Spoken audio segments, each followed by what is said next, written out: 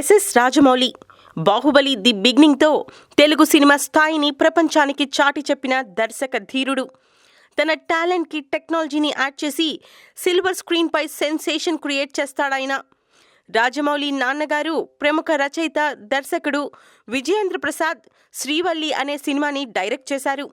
నిన్న జరిగిన Srivalli audio release ఫంక్షన్కి రాజమౌళి చీఫ్ గెస్ట్గా వచ్చాడు. తండ్రి గురించి తాను గర్వపడిన కొన్ని సందర్భాలు చెప్పి అందర్నీ ఆశ్చర్యపరిచాడు.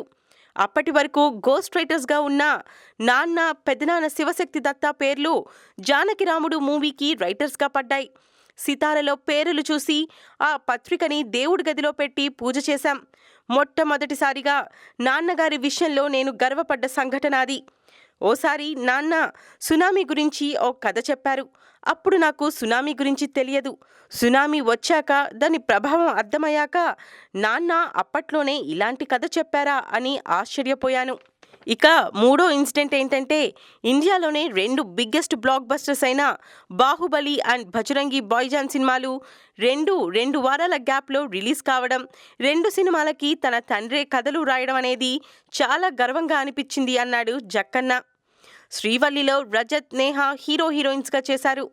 రాజన్న తర్వాత విజయేంద్ర ప్రసాద్ డైరెక్ట్ చేయగా ఎంఎం శ్రీలేఖ మ్యూజిక్ ఇచ్చింది. రాజమౌళి సీడ్ లాంచ్ చేస్తే Koratala Shiva theatrical trailer launch చేశాడు.